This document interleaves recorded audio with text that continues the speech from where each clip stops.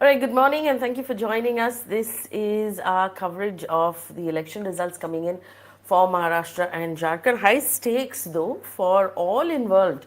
And this is what we've been saying for a while now, that this is definitely high stakes for the BJP because, as you know, um, Maharashtra is an important state. There's a lot of money involved.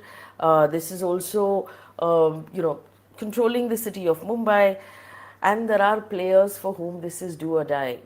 Sharad Pawar, for example, and Ajit Pawar, that entire battle of the split between that party really comes head to head to figure out who can take away most from this election.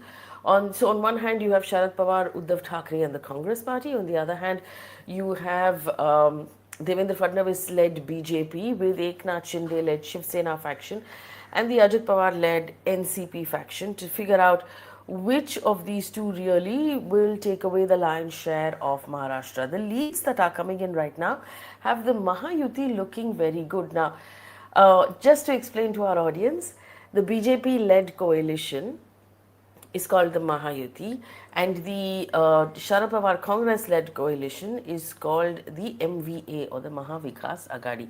This tends to be complicated or confusing for our audience, so we're just going with BJP plus Congress plus on our bottom band. It's just to make it simple for you, but it's not really reflective of what it is because Congress in Maharashtra is not the strongest of those alliance partners. But this is just to make it easy for you. If I look at the numbers that are coming in right now, though, the BJP-led Mahayuti, and we're going to put that on your screen, there you go. The BJP-led Mahayuti in Maharashtra is leading, and these are early leads, in 97 seats. The MVA or the Congress's coalition is leading in 51 seats. The halfway mark is 145, so it's moving fairly quickly, and it does look that the Mahayuti is in a comfortable lead. In the meantime, there are also various bypolls that will also come out today, including the one that Priyanka Gandhi is contesting in Wayanad, and it does seem like she might have a comfortable lead there. If we look at the Jharkhand elections, now again, the Jharkhand elections very interesting because if the BJP is able to, or the BJP-led NDA is able to take Jharkhand, it will wind up taking one more state away from the India alliance or the Congress's alliance, and that will be important for the BJP. If the India Alliance can retain Jharkhand, and that's the Jharkhand Assembly numbers on your screen, this will be important because it will mean that Hemant Soren's entire uh, penance, he went to jail, he came out of jail, there was all of this that happened. Will he be chief minister again? Remember, Jharkhand is where the BJP put out that completely tasteless television ad saying that if you vote for Hemant Soren, he will allow Muslims to come and live in your house. The election commission then ordered the takedown of that ad, but not before it had done a fair amount of damage. Joining me right now, Aditya Menon of Quint. Morning, Aditya. We both seem to be a little under the weather. Are you in Bombay or in Delhi? I'm here in Delhi, yes. Ah, so now we know who to blame. It's the Delhi pollution. But before we get to this, how is everybody functioning in Delhi with that pollution? I'm not able to understand. I think last 3 days things have improved. I think there was some kind of an air. So I think the sun, we finally saw the sun after a space of many days, a couple of days back. So I think that sort of has helped things. But otherwise, I think air purifiers are really booming currently in Delhi. Yeah, and this is it's all relative, right? So people in Delhi say things are better today, and they mean 350 AQI, where the safe measure is 100, because 350 is better than 1,000, which is where you were earlier this week.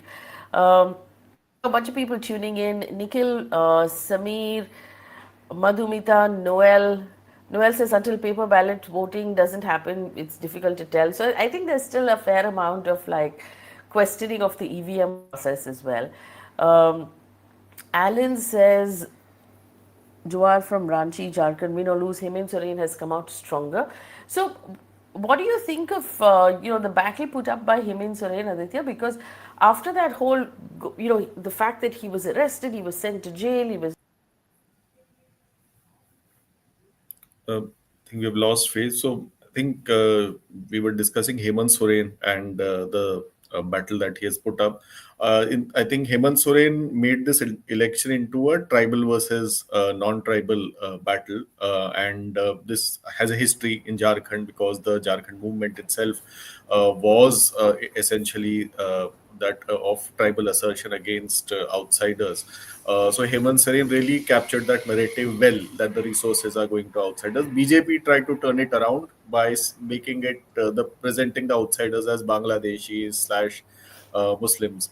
So I think it was the two kinds of competing narratives that this entire election was about. So Hemant Soren has seemed to put up a much better fight than many would have expected. Jharkhand doesn't have a history of repeating incumbent governments.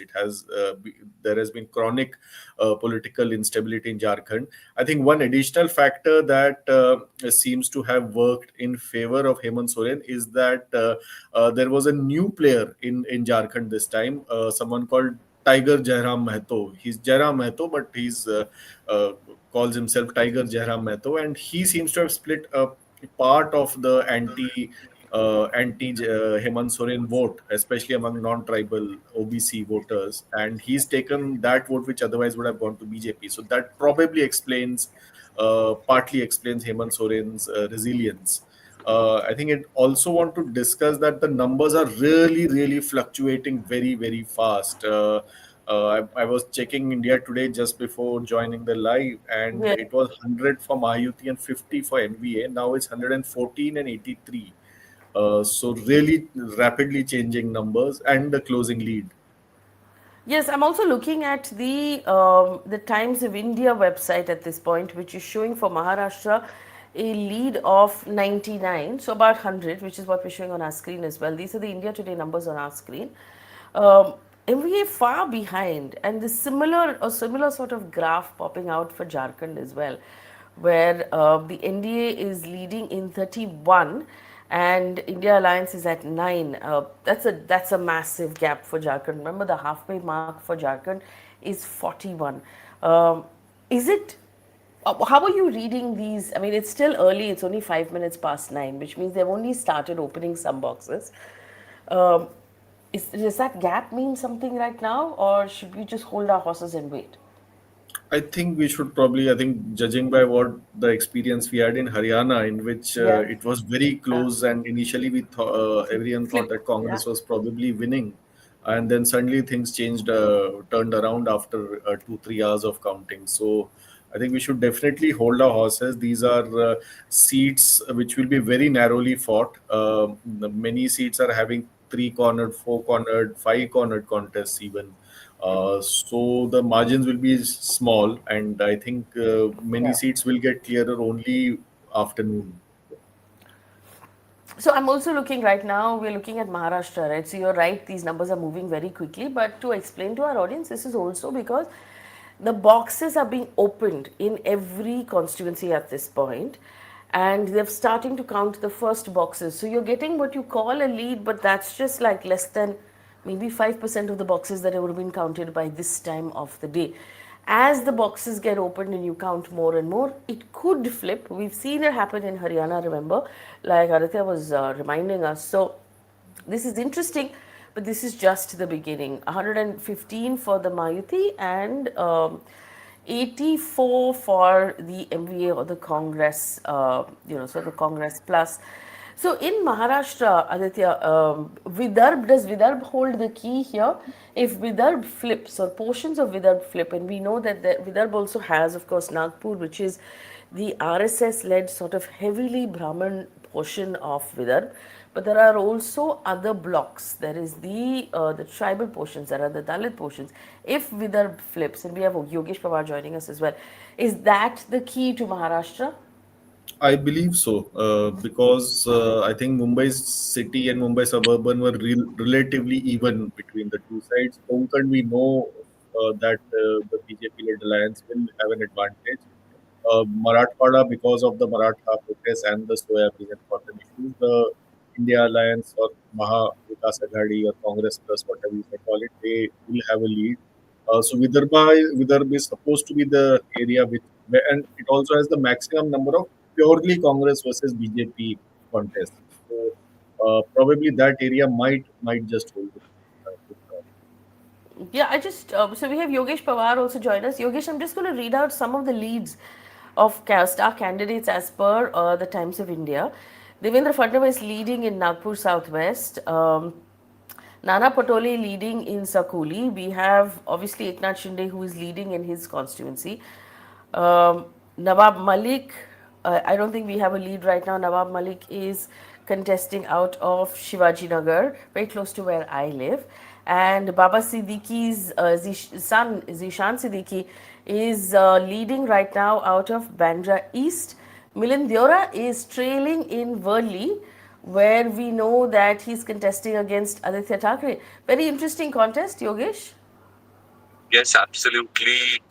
All these seats will be very keenly watched, as will the seats where so many of these independent candidates have now are contesting. We all know that they were part of this side of the political divide or that in the Shiv Sena, but or in the NCP, and they are contesting. So these will be seats which will be very key because, like I said, when we spoke the last time, I said that for about 100 seats. This is more or less, it was decided on the day of the election itself, but it is now these seats where, those 44 odd seats where this is going to be decided, and very importantly, those independent candidates. So it's going to be a very interesting election to watch, but so much hangs in abeyance for Maharashtra and for Mumbai also, that I wish that the voters have voted right and we get to see some kind of a regime which comes in which gives us good governance. So that I think is finally the hope. At somehow whatever permutation combination they work out, it ensures that we get good governance and our basic facilities are taken care of. So that I think is just the hope there. I think that is something Mumbai has been hoping for decades right now. Low corruption, good governance, basics being looked after. Just to give you some more leads right now, Aditya Thackeray in Worli is leading. Ajit Pawar is leading in Baramati, and Rohit Patil is leading in his in constituency as well. Devendra Fadnavis, like I told you, in Jharkhand we have Hemant Soren who's leading out of his constituency. So is Sita Soren and Irfan Ansari. We don't have too many leads coming in from Jharkhand yet. And I'll bring you more of that as and when we have more clearer details coming in from Jharkhand. Just looking at the numbers again. In Maharashtra, according to India Today, it's gone up to 124 leads for the Mahayuti. I can't see Aditya right now, but Yogesh, it's seeming like the Mahayuti is more confident and seeming better placed at this point.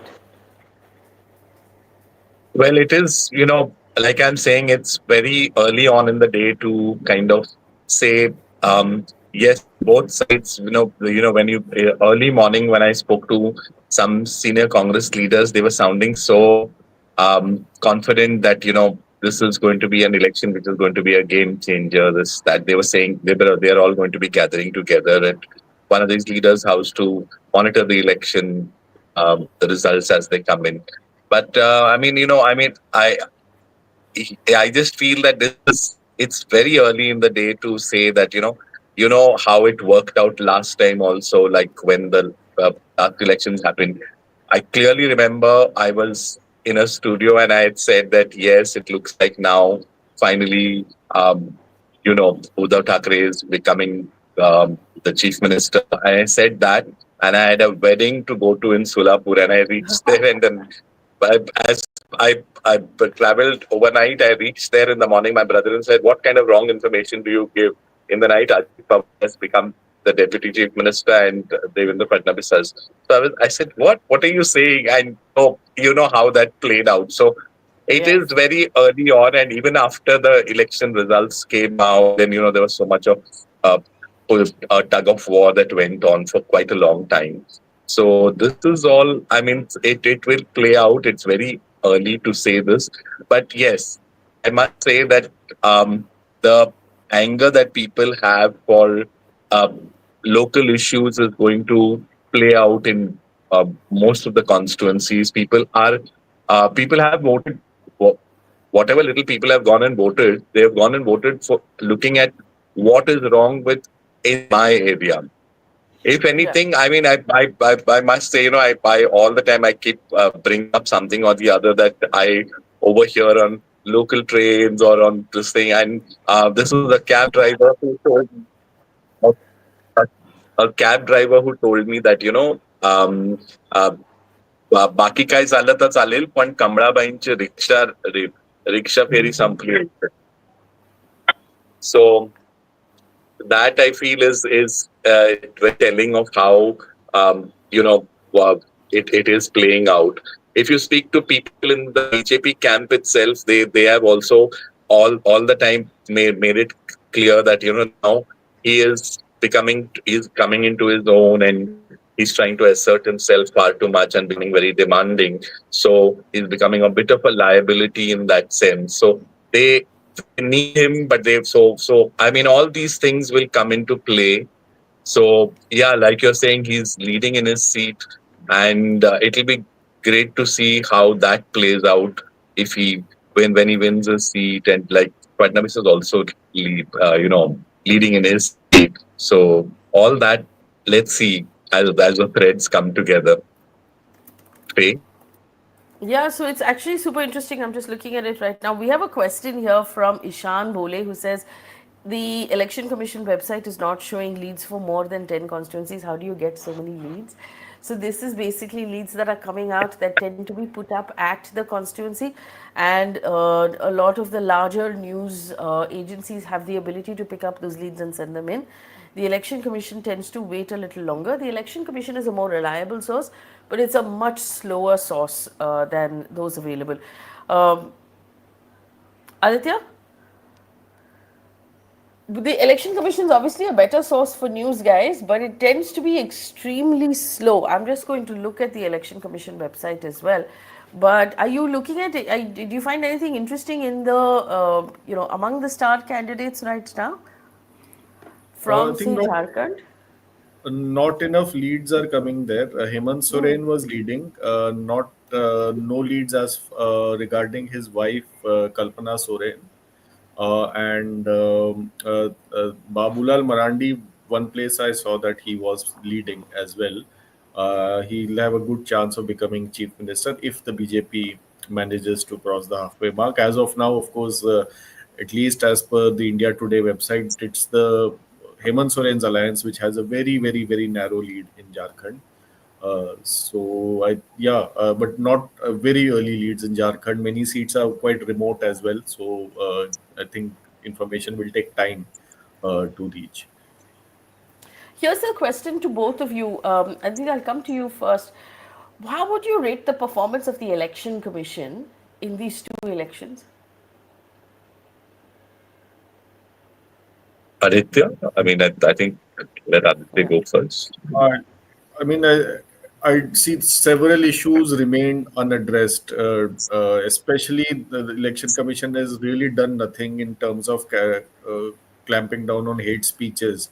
Himanta Biswa Sarma in Jharkhand went totally berserk, saying all kinds of things, and he wasn't punished at all. He did the same in the 2021 Assam election. I'd covered it from the ground. Election commission put him on 2 days of like of no campaigning kind of thing, and no other action was taken. He's a serial offender, and nothing was done.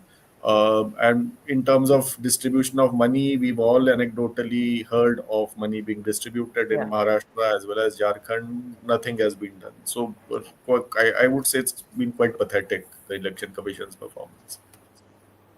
And there was also that advertisement that went viral where, coming out of Jharkhand, which was very disturbing, Yogesh.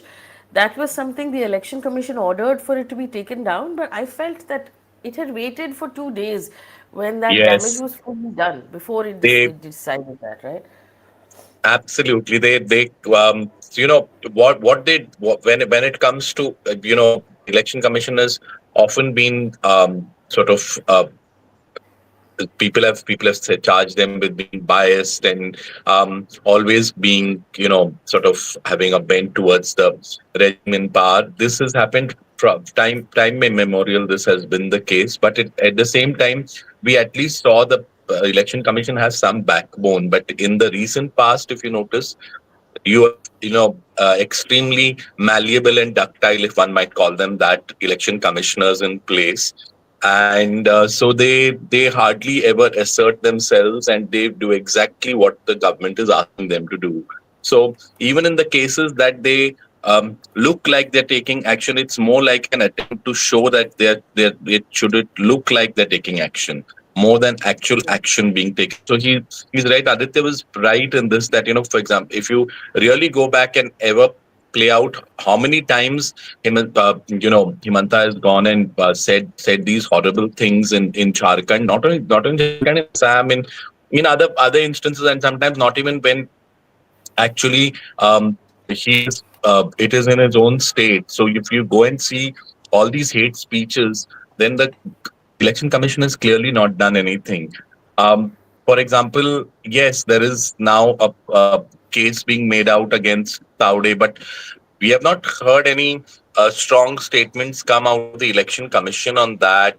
So even in that episode, that most recent one that comes to mind, we did not see the election commission put out any strong statement against it like that, or no, those things haven't happened. So a message is being sent out that it will not only be uh, tolerated, but if tum karo, hum baad mein sambhal lenge, like that kind of a thing seems to be working. Yeah, it does. I felt that the election commission at this point also, there seems to be low faith and low expectation from the election commission among the voter also. It's sort of a given that they're not going to be hard on the ruling dispensation. We're just going to update the numbers. My colleague is updating the numbers, but from India today, it appears like the Mahayuti is leading in 132, while the MV is leading in 97. So both of those stacks have moved ahead a little bit, but the Mahayuti in the early trends at least showing a massive lead. In Jharkhand, the numbers are evening out. NDA leading in 40 and India Alliance leading in 35. Those numbers, see that the numbers that are updating right now, you'll see that lead is starting to even out a little bit in Jharkhand. In Maharashtra, though, the lead is very clearly in the favor of the MVA, the Mahayuti, I beg your pardon. This is why we call it BJP plus or Congress plus. Giving you some more, giving you some more sort Yes, of leads are coming in. Aditya Thackeray still leading in Worli, Ajit Pawar leading in Bharamati. Incidentally, we have Nawab Malik is trailing in Mankund Shivaji Nagar. This is his daughter is trailing in Anushakti Nagar. Nawab Malik was a very strong player for Sharad Pawar until he switched sides with Ajit Pawar recently after he was released from jail. He's contesting Mankut Shivajinagar against Abu Abu Asmi, Azmi. who's a very strong contender over there, and his daughter is contesting Anushakti Nagar, which is right next door, which is instantly the constituency that I vote in. And going up against him is Swara Bhaskar's husband, who is leading at this point, Aditya. That's quite impressive because he's a first-time candidate. He's not from a political background. His father is a politician in Bareilly, but this is his first election. So, I mean, of course, he's early trends, but if he does manage to pull off, it will be a significant win for him. Yeah, Nawab Malik trailing is not surprising because Abu Azmi is a very strong candidate and yeah. it will be very difficult to defeat him there. Yeah, so Fahad Ahmed is a new candidate and also was added to the list very late. I think Sana Malik had a lead over him in terms of time and the amount of time that she could campaign in. So it'll be very interesting to see if that's a lead he manages to hold on to. Eknath Shinde is leading, Nanabhau Patole is leading, and Devendra Fadnavis leading in their respective constituencies as well. Just looking towards Jharkhand to see if there are any. Kalpana Soren is leading in the constituency that Champai Soren is also contesting. Remember, he was chief minister for a short period when Hemant Soren was in jail. We don't have the leads on him right now, and we'll bring you that, as we have them. Those numbers getting updated in Jharkhand as well. Very interesting information coming up on, on Adani over the last 2 days being investigated by the US authorities. And I wonder, though, depending on the outcome of this election, if it will have any bearing on the Dharavi project, which is a big election talking point, because the Uddhav Thackeray led Shiv Sena has promised to cancel the tender of that project to Adani if they were to come to power. It's a lot of money at stake. Yogesh Pawar, a lot of money at stake at this point for Adani, depending on which way this election goes. Yes, you're right. I mean, it is like, for example, you mentioned what has happened in the US, but it's also true that it's in Kenya. Just about all the Adani contracts have been cancelled. So it is, I mean, कहीं से तो अच्छी खबर आए, the Adani camp must be saying. So they must be putting, like, whatever the arsenal they have to play, they must be putting it out there, because this is now like getting, like, they have so much at stake. And something like this, it spreads by contagion, in a sense. Like, one massive project like that gets shaken, then it kind of starts having a kind of a effect on other projects as well, and they all come under the, people start asking questions about them as well. So they will, as far as possible, try to keep the lid on it, and want the current, the status quo to go on. Whoever, irrespective of who becomes the chief minister, like I said last time, they are not interested in chief ministerial faces and all that. All they want is to see that dhanda nahi baat. So that has to somehow, stay with all the work should go on, their project should go on. Yes, the Dharavi project is very big, and we are clearly talking of, like, uh, literally thousands of small manufacturing units, people uh, working over there, women's groups who have even smaller units over there, which make food products. And I'm not naming it, one of the biggest brands which sells garlic and ginger paste, ready made. uh, all of it gets, the garlic gets peeled in Dharavi. Now, this is something that many people don't realize, but what it means for these people, if their livelihoods, their homes are, they're displaced, and they're not they don't find any alternative accommodation and stuff like that, then what it will do to those lives, and what, in that sense, the social fallout of that means for Mumbai and the state at large, is something that one needs to really think about. So all that is also there. Very often when we speak about Dharavi redevelopment project, and we speak about Adani, it's, the headlines always talk about the money aspect, saying that it's such so many thousands of crores and this and that. But that the human cost, the sheer human cost of what is at stake over there, is really something else. It's a marsh which through the dint of their sweat and toil, these hardworking uh, laborers, the working class, have put together. Dharavi came about because of that. So to see that they are being just expected to vanish into the darkness is something that yes, it hurts to think that this is how it is playing out. Faye? Not vanish into the darkness, but vanish to the eastern suburbs. Which for people who live in town is darkness. So, but they are being moved. I think the big debate is that there is a conflict about who gets to be called entitled holders of homes, and they get replacement homes, and who are only on rent. Those guys get shunted to a different part of the city, and what happens in that case. But I just want to point out, this is really important, the BJP plus crossing 150, which is the halfway mark in leads in Maharashtra. Now, two things I want to say here to our audience. this is a really important and an important sign. It doesn't mean the election is won. It doesn't mean it can't flip a little later, like we've seen it happen in Haryana. But as it does mean, this is good for the Mahayuti. Aditya, Mahayuti now looking very strong because those leads have crossed the halfway mark of 145.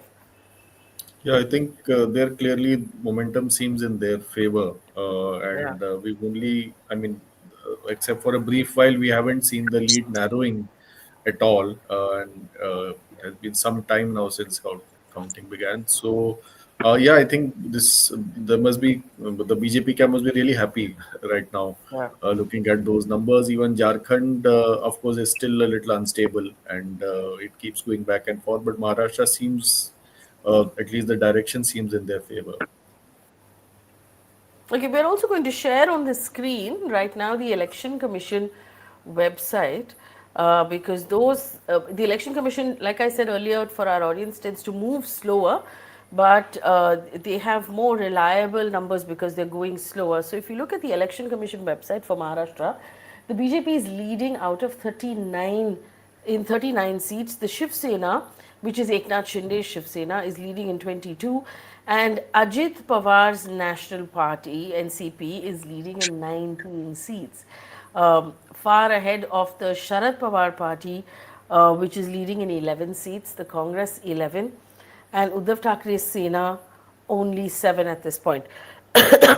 Aditya, do you think that maybe the Shiv Sena, the Uddhav Thackeray Shiv Sena bit off more than it can chew because it asked for more seats to contest without having the candidates to be able to do so? Yes, I think that's something we've been arguing since the beginning of the campaign, that they are in some ways the weak link in the Mahavikas Aghadi. It's fashionable to always label the Congress as the weak link, but in this case, it was probably the Uddhav Thackeray Shiv Sena. They didn't have the good candidates in many places. Mostly people within the alliance were saying they've been given about 15 more seats than they probably deserved. And organizationally also, Eknath Shinde had really taken away a big part of their organization, especially outside of Mumbai. They had considerably weakened. And there are also concerns of the Uddhav Thackeray Sena transferring their votes to the NCP, Sharad Pawar, and the Congress. I think if the result is going in the direction it is going, then there will be some questions raised over what lies ahead for the party. Yogesh Pawar, do you think that the Uddhav Thackeray Shiv Sena are being overconfident?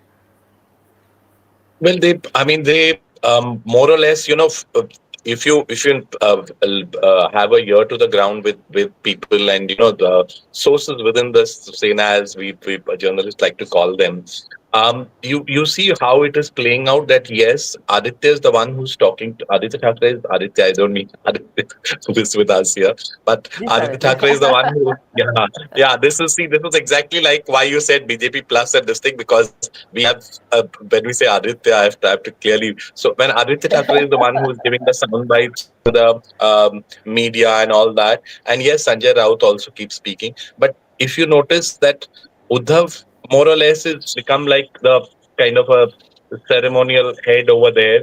Those factions that are there within the UBT Sena are, the dynamics were very strong when the tickets were being distributed, the candidates were being announced. So they ensured that they both sides within that, those two factions which are there within the UBT Sena have sort of ensured that their favorites get the ticket.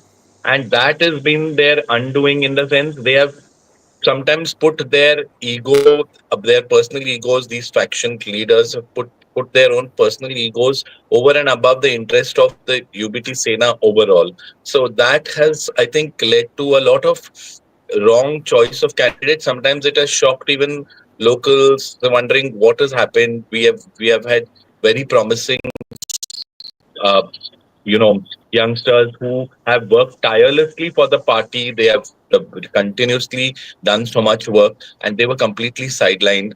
And so some of them have crossed over, some of them have gone and become independent candidates, and some of them have they though they continue to remain with the party, they have not quit, but they somehow don't have they're not putting their shoulder to the wheel, as it were, and they're not willing to really do anything for the party.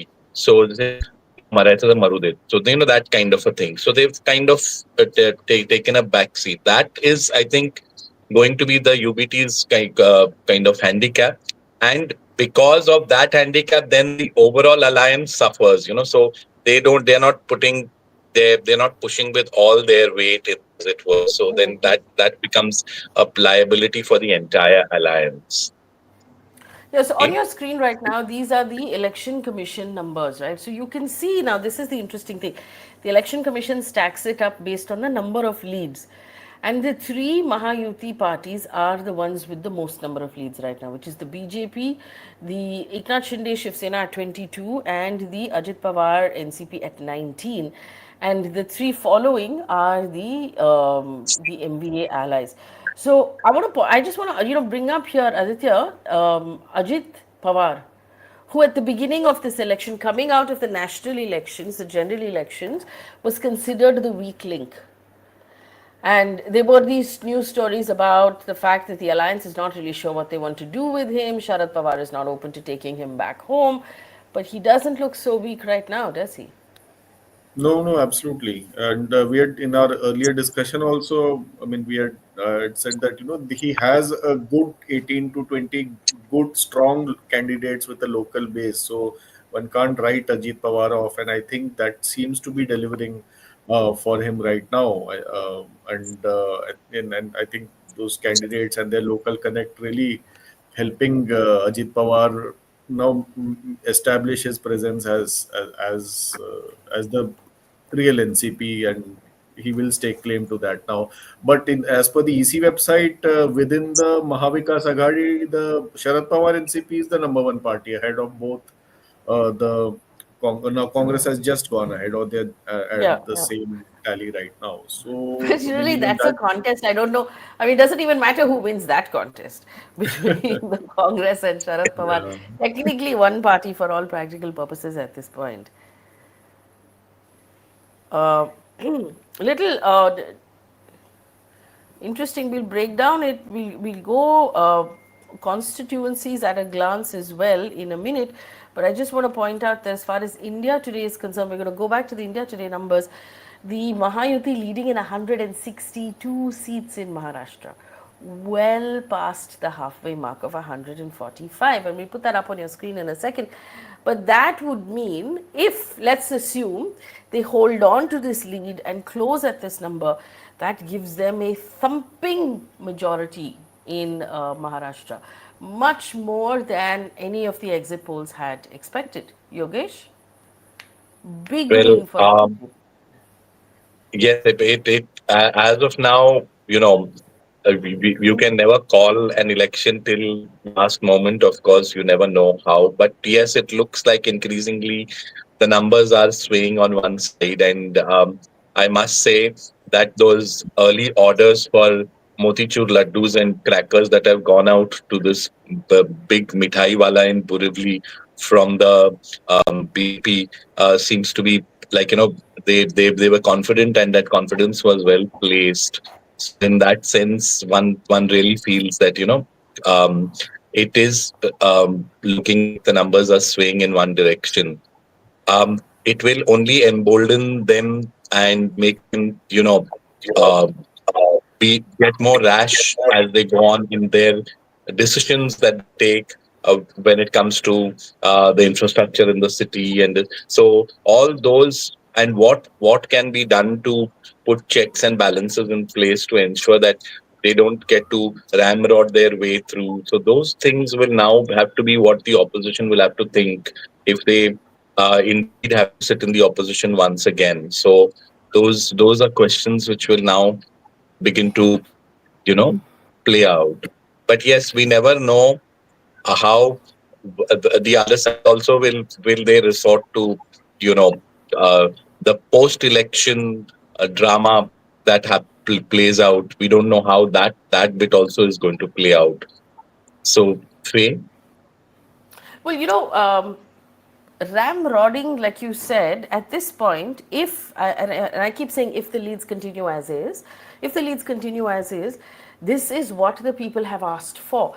The people of Maharashtra, if these are the numbers, have voted and chosen with a thumping majority the BJP-led Mahayuti to form the government, which means that in all likelihood, Devendra Fadnavis is likely to be chief minister again, because the BJP has a very sharp lead over its allies at this point. According to the India Today leads, the Mahayuti is up to 167. So the technical question, Aditya, is right now we are at 9:45, which means that we're probably into 2 or 3 rounds of counting.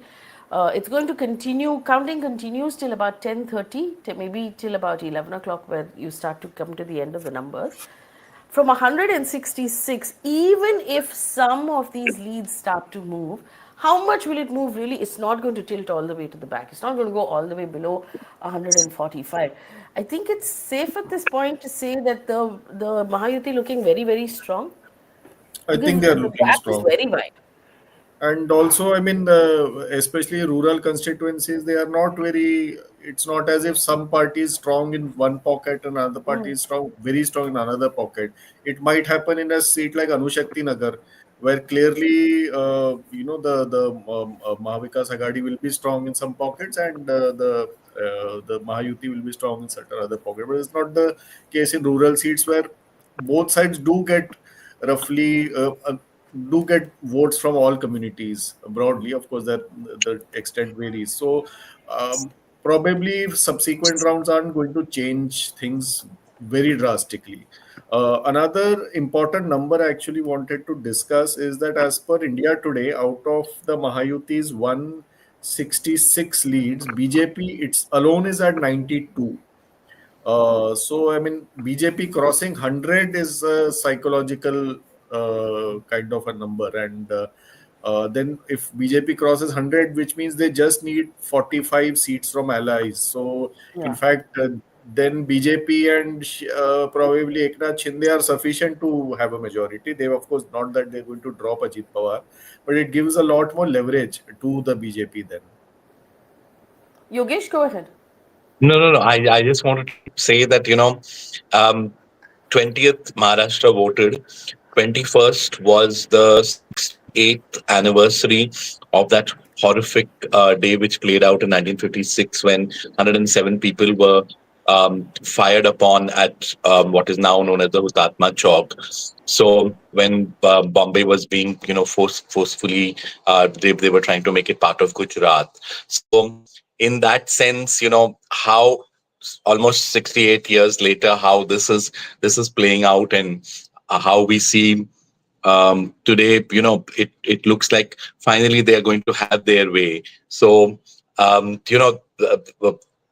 I'd seen this really weird post where somebody had written Maharashtra in Gujarati and said that, is this the way after elections we will start writing the name of the state?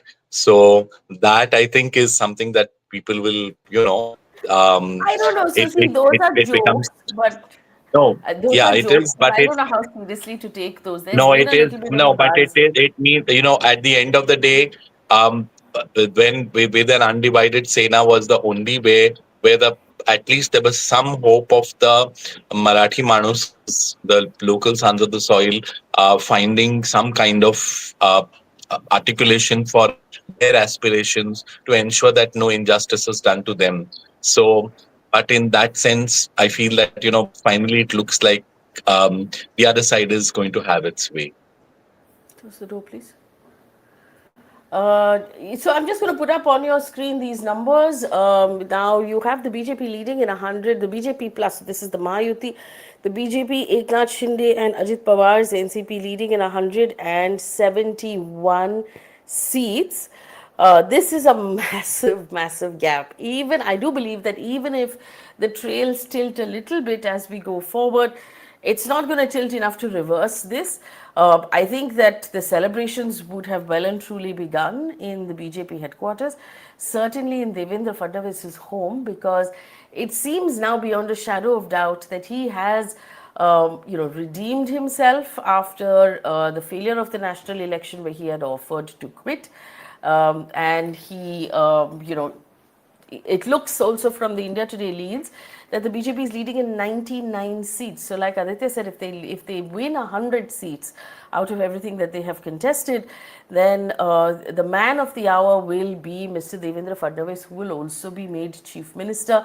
And after a very long journey out of that seat, he will finally now come back to the seat. Remember, he was chief minister, then he Yeah. became deputy chief minister, then he became joint deputy chief minister. So it's been a bumpy ride for him, but he's stuck in there and he's come back, with that, with that single-minded focus, he's come back. So the Mahayuti now leading in 176 seats. I'm just going to look again at the Election Commission data. Remember, we look at the Election Commission data, even though it's slower, because it's more reliable and they tend to move slow. If you pop that on your screen for Maharashtra, BJP leading, according to the Election Commission, in 71 seats. The Shiv Sena in 34. The NCP in 27, and this is all Mahayuti. So that's BJP, Eknath Shinde, Ajit Pawar, and then behind that is the Sharad Pawar Shiv Sena, impressive at a 19. The Congress and then Uddhav Thackeray's Sena coming in at 13 seats. So, if on the Election Commission numbers, Aditya, BJP is leading in 71. That is looking extremely promising for them. And that is really, like I said, a hard-fought battle there for Devendra Fadnavis. Aditya? Yeah, absolutely. I think Devendra Fadnavis, when the Uddhav Thackeray government was there, he was a very effective leader of the opposition and didn't really allow the government even a moment's respite. Of course, I mean, through a strange twist of fate, he didn't get to become chief minister at all over the last 5 years, Oh. except for that brief swearing in with Ajit Pawar 5 years back. But I wanted to ask Yogesh Pawar, is it a foregone conclusion that it will be Fadnavis, or is something else possible? No, there is, I mean, I had said this the last time also that when we spoke to me and another journalist from HT, we were speaking to some BJP leaders. This is a leader who has a long-standing RSS background. He had said that they feel that it will be politically, shrewd to not have a Brahmin face, but now with Devendra, Faye said that Devendra Fadnavis is going to be the man of the moment. It looks like his final, his great this thing of me punha yein is going to be at least to come and have this hurrah moment in front of the camera where he says me punha alo. That kind of a thing as is going to. Definitely he will want to be there in the limelight and take credit for what has happened. But yes, the leadership, the sense that we got when we spoke to this BJP leader was that the leadership wants him to ease into a role in Delhi, and they're looking at some ministry where he'll be able to get eased into that role, and they are looking for an OBC face, preferably from Marathwada, that they're trying to get into this position as the chief minister. Now, yeah, of course, it's very early and it's all speculative and all based on what one has heard.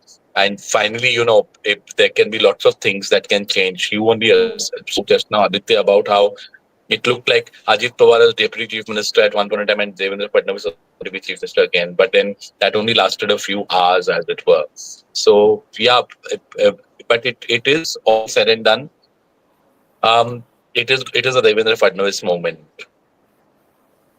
It's definitely a Devendra Fadnavis moment, and I think that he's really kept his sort of head about him through this entire fight, and he's followed the line in the sense that he's not projected himself as a chief ministerial candidate, but he's kept his head down, and he's fought continuously, and I think that that is the kind of that's the kind of focus that the BJP expects from its local leaders to not project themselves but to continue fighting. Remember also when he had offered to quit after the national election, his resignation had not been accepted. So the High Command had asked him to continue in his position, to continue to lead this the party in the state, and that is something that seems to have paid off for him. According to India Today, the Mahayuti is now leading in 187 seats. Is there a possibility that they will cross 200 or come anywhere close to 200? This is a massive gap. What this will also mean is that massively the MBA will have to, the Congress, the Uddhav Sena and the NCP will have to consider their future, in the state. Aditya? I think NCP in some form or the other will exist. Probably the Ajit Pawar faction will become much stronger now than the Sharad Pawar faction. But a party whose real identity is really under threat would be Shiv Sena, because they were the original hard Hindutva party Yeah. they when Bala Saheb Thackeray was alive, and it's only after in the last 10 years that the BJP has sort of taken over. So, where does that leave? I mean, if BJP wins such a huge majority and Mr. Shinde is clearly a junior partner, what is Mr. Shinde's unique identity? And what is the Uddhav Thackeray Shiv Sena's unique identity? I think and some a churn that might just happen in that space. I, of course, regarding Sharad Pawar and Ajit Pawar, things are a little less complicated because they haven't burned bridges with each other, neither at a personal level, and definitely leaders among on the two sides are anyway in good terms with each other. So it probably will be a little more complicated for the Shiv Sena, I feel. Well, as a palate cleanser right now, for the India Australia test match, Australia is trailing by 46 as they have broken for lunch.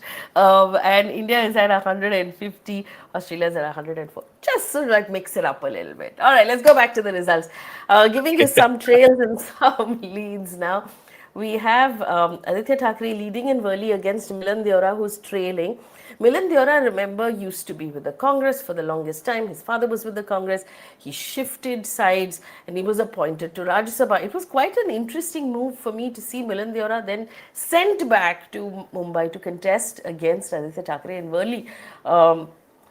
What do you think this is going to mean for him? Because he's given up now his Rajya Sabha, or has he given up his Rajya Sabha seat? How does that work?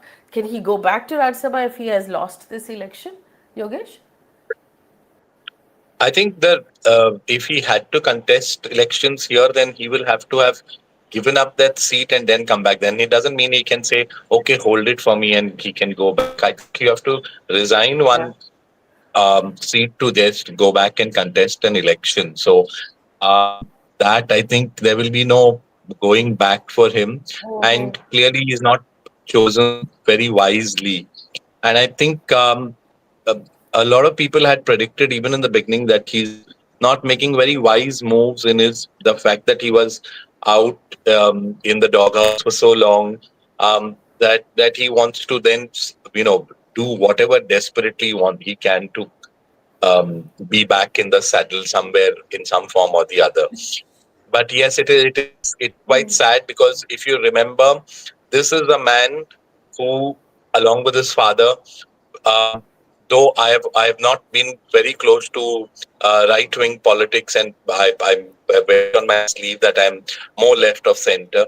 But Jayanti Ben Mehta was a senior politician who they went hammer and tongs against, and they did everything possible to vilify her.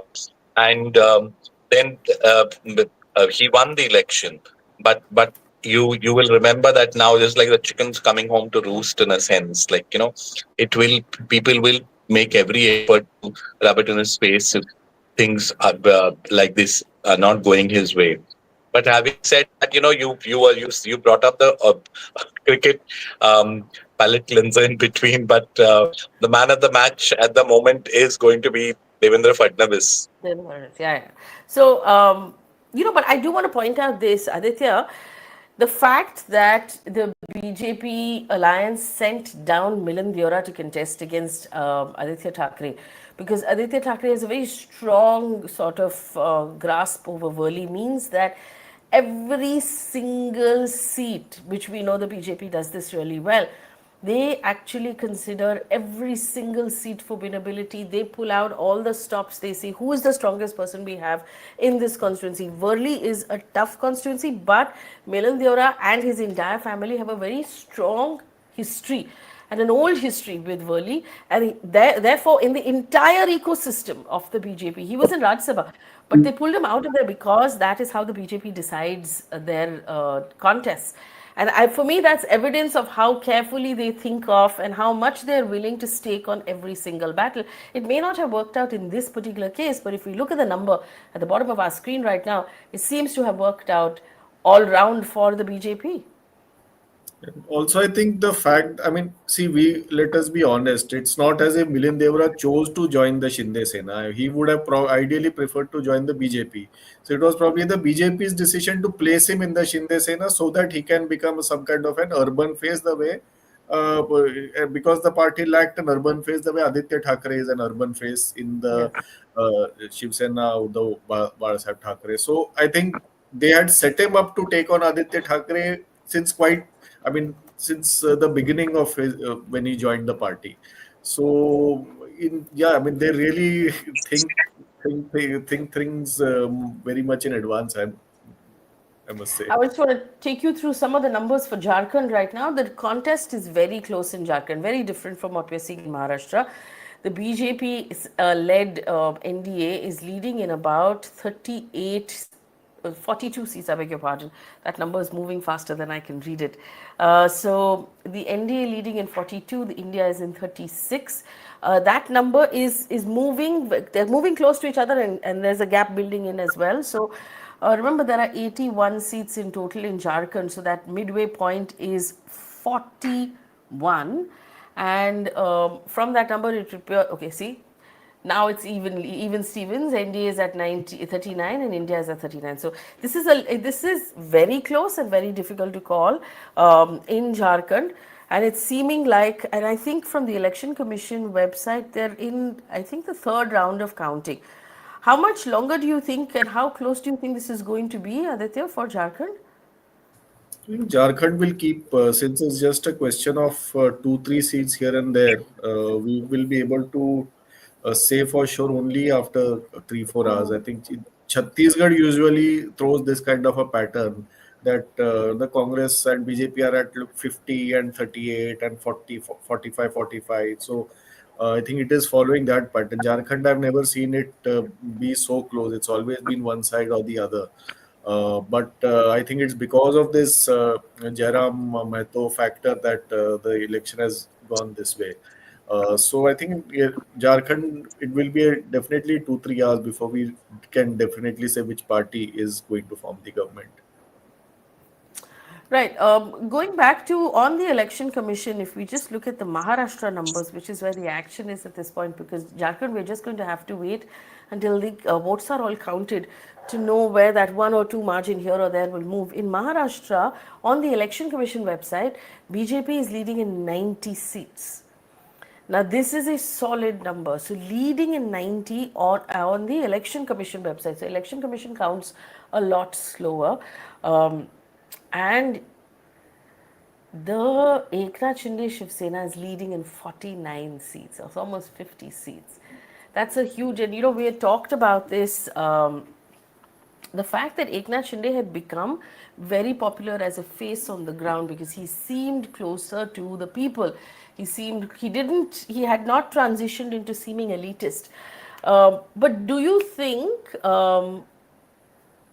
Yogesh, that Eknath Shinde with stronger numbers will have the ability to ask for chief ministership or deputy chief ministership at this point? I think it will be very difficult for him to ask for the chief ministership. Like I said, I made a joke about Kamla Bai riksha feri simply. So it is true that they have sort of tired of him getting increasingly. See, in the beginning, it was like every time he spoke in the assembly. Also, if you notice, he would say something, and you would see Devendra Fadnavis kind of damage controlling, saying no, don't. He didn't mean this. He didn't mean that, and he would even have trouble speaking. But this man is kind of a what do you say that wily politician. He knows how to play the cards, and he knows how to get ahead. So in that sense, he's slowly become more and more demanding, and that and he's also more or less, within the Shiv Sena. There's always, even in the past, though Bal Thackeray was the Sena Supremo, in Thane and that belt, it was always Anand Dige who people looked up to. Anything happened and people went to Dige side. So he's kind of trying to get into that role over there, and that in that belt, Shinde is very powerful, and people, and very popular rather. So, and then his Ladki Bahin Yojana and all these other SOPs that they've handed out have seemed to have worked. So in that sense, yes, he is becoming more confident. But I don't think, I think the BJP will now, given the way the BJP's numbers are emerging, Fadnavis will not make it very easy. He's not going to say, like, he wants to be chief minister. He wants to be in the limelight and take credit for what this win is. And particularly after what the debacle in the last elections, at the general election, that is. So there he will also not make it so easy for Eknath Shinde.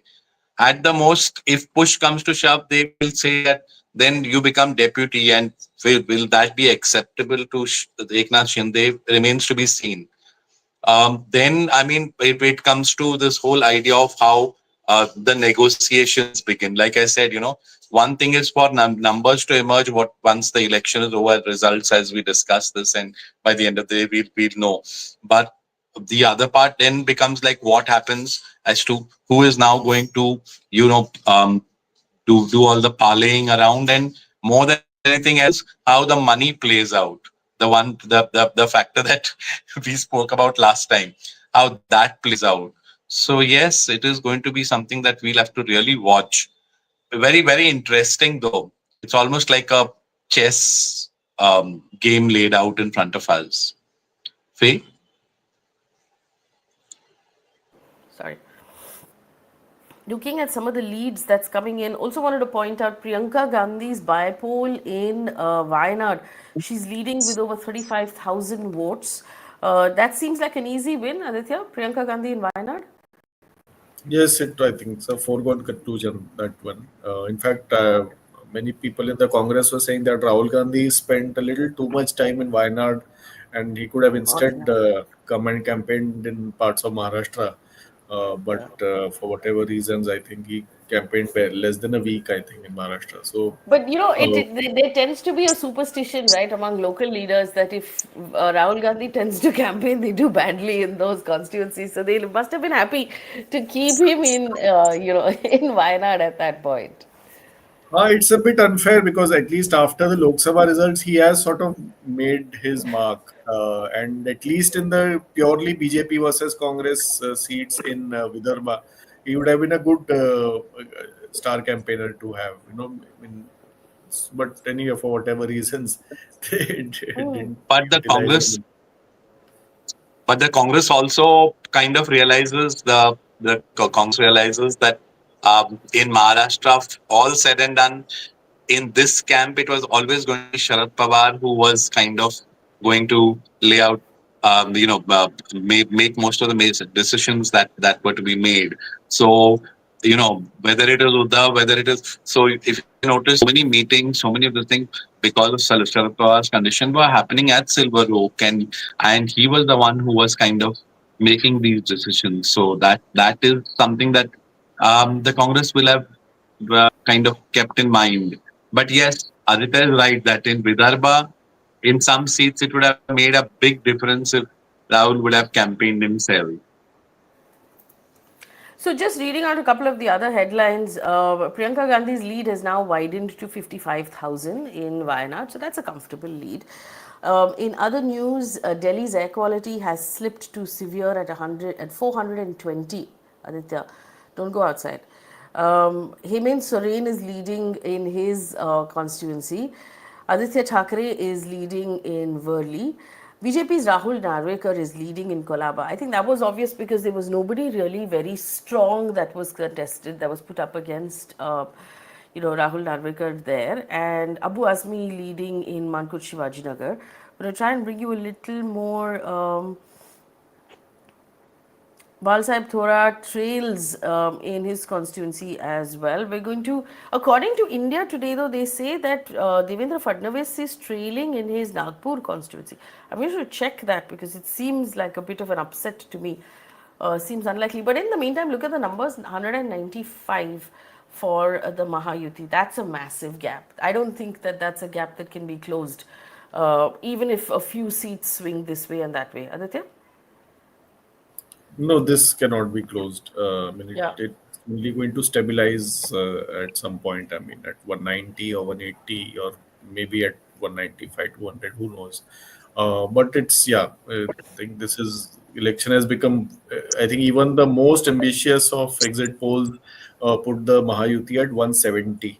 No one put them in the range of 190 to Yeah, 200. yeah. I think Pradeep Gupta gave it 170. There was one more poll which said 170. Everyone else was in the 150 range. So People's Pradeep Gupta pulse. Yeah. will be back in People's Pulse. Yes, yes. Yeah, so Aditya, I think that would it be safe to say now that the BJP-led Mahayuti is headed for a massive win in Maharashtra? Absolutely. It's Yeah. quite evident. Yeah. All right, so Maharashtra, in all likelihood, unless the sky falls, which it's not going to at this point, is going to go to the Mahayuti and the BJP. I think the other big question here is about exit polls. Like, what is the point of exit polls anymore? Because none of them are anywhere near the target. Nobody expected this. Did anyone give us this number on the exit poll? 170 is what we just, I think, One guys. 170, I think 170 or 182. I can't really remember, but Yeah. People's Pulse had kind of said something like that. Yeah. And I that time I felt that it was they were being very, they were too exaggerated the figures, and Overestimated. it couldn't be. But But they were yeah, but obviously I don't. right. And okay, Yeah, so I we'll mean, turn clearly our they were eyes. reading something that we didn't see. Let's turn our eyes towards Jharkhand because it seems like Maharashtra right now is there is a conclusion there that the Mahayuti led by the BJP, led by Devendra Fadnavis, is likely to form the government in the state of Maharashtra. Big battle there. Jharkhand is still looking very, very close. 40 for the NDA, 38 for India, and these three others are going to become very interesting when the government is going to be formed. Um, we're just gonna. What do we do now for Jharkhand? Aditya, just wait it out. I think Jharkhand will have to wait because if you look at the EC website, there Yeah. JMM is actually ahead of even the BJP, even though Mm. BJP contested more seats than the JMM. So, if one adds the JMM, Congress, RJD, and their allies CPI-ML, then they are in excess of 40 as per the EC website. Yes. So I think Jharkhand will fluctuate for some time, and it can go either ways. Um, and yeah, and it's, I think it seems a bit of a polarized election in which the tribal constituencies have overwhelmingly voted for Hemant Soren, and the non-tribal areas have voted for the BJP, but with Jairam Mahto eating a big chunk of the non-tribal vote. Yogesh, No, I your mean, takeaways I from just feel Jharkhand? I just feel that the way even Soren was, he was imprisoned, and that vendetta that was carried out against him. Uh, People are not the Adivasi Asmita there was hurt, and then that is sort of playing out. Aditya is right. The fact that they are doing so well in those tribal areas, in those seats where there is a huge tribal population, is indicative of that because people saw that as how the non-tribal, the BJP is seen as non-tribal, and also they seen as closer to corporates who are trying to divest them of their land and forests and all that.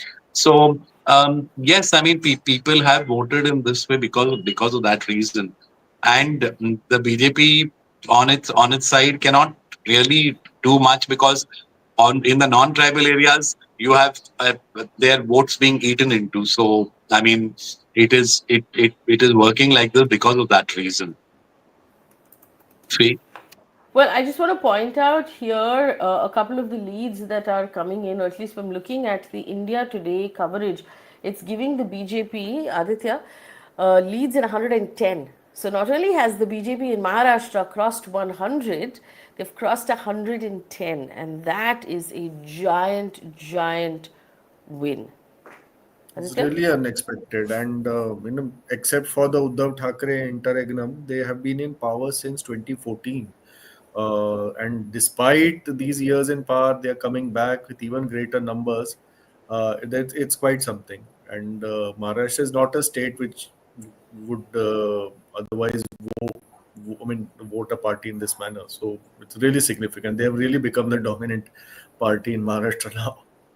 No, but I just, And for me, it's this victory that I find interesting, right? The fact that coming out of that national election, there was all of this talk about how they are getting wiped out of Maharashtra because of the sympathy that Uddhav Thackeray had on the ground, because Eknath Shinde didn't seem like a really strong leader who was able to get a lot of,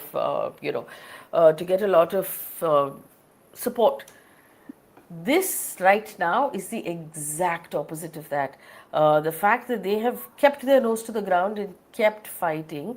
Now, according to India Today, and we're updating those numbers, the BJP, the Mahayuti, has crossed 200, which is the question I was asking a little while ago.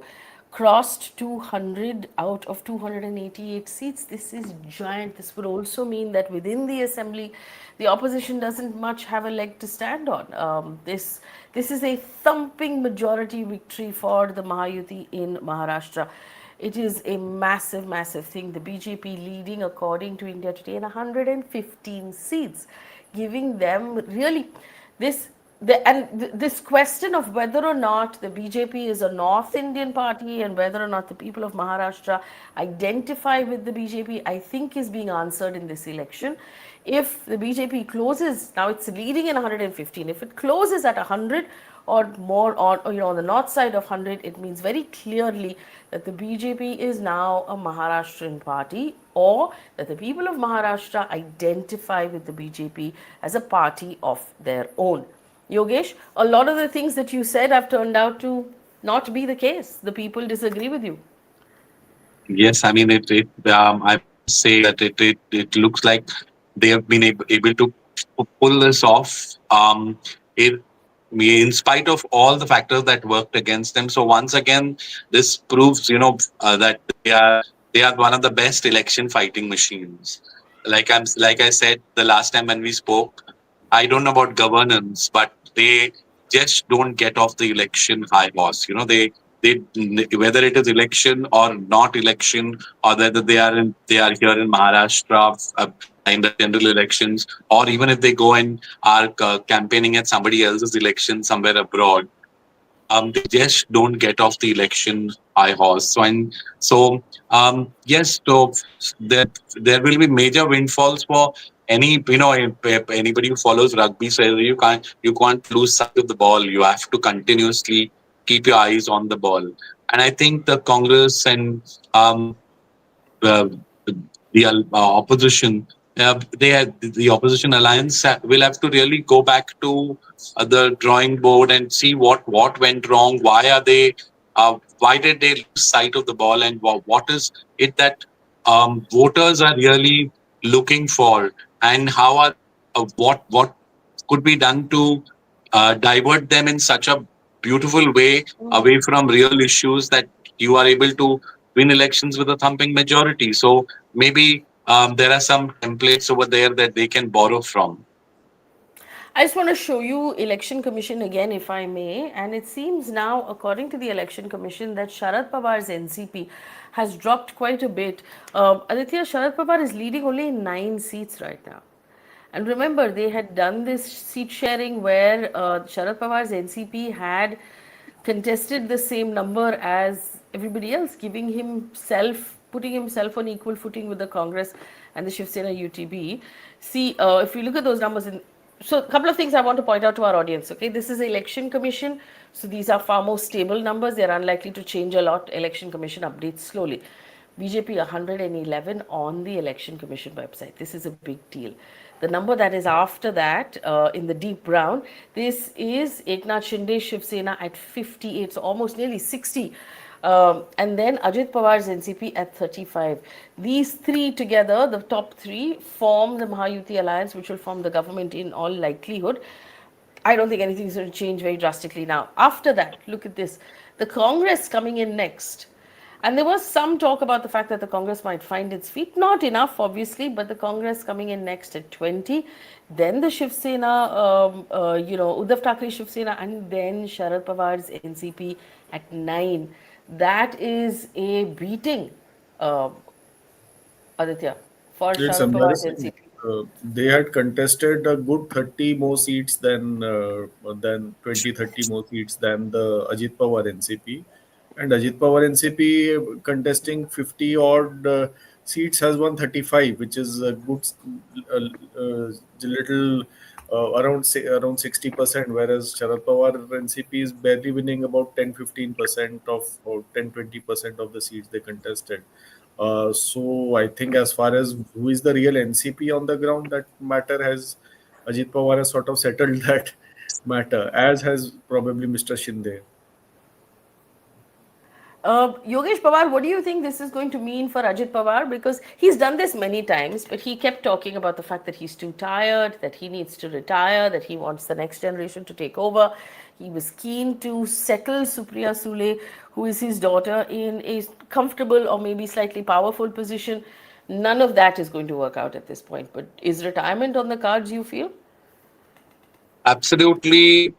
In fact, his even his health is not been the best. We've all been, whoever's covered politics has seen that increasingly his health has not been completely all that there. But after that great image of him, the, the campaigning in a heavy downpour in Maharashtra, that I think was what sort of continuously people brought that up. His camp kept bringing it up and saying that he still has that fighting edge and the fact that he will. And yes, last time when we were speaking, there was this talk going around that there is finally his dream to install his daughter as the chief minister. That was also being mentioned. And this was not only being mentioned by people in the media, it was also something that we heard from the NCP camp itself. But clearly, all that is now not going to work, and people have voted in a way which shows that Ajit Pawar, I mean, you have to give it to him that you know, if he's willing to eat humble pie, he's willing to, but he never lets go of what he wants. And so his bargaining power will improve here. He will, of course, he understands the inner machinations of the government and government formation so much more better than in that sense Eknath Shinde does. So let's see how he plays his cards and what he gets after this election. Faye? We also have Ishwar. Ishwar is joining us right now. Ishwar traveled through Maharashtra with the Quint when they were when the campaigns were on. Ishwar, according to India Today, Mayuti leading in 211 seats at this point. Thumping victory there for the Mahayuti. Any interesting sort of leads and constituencies that you've noticed that you'd like to point out?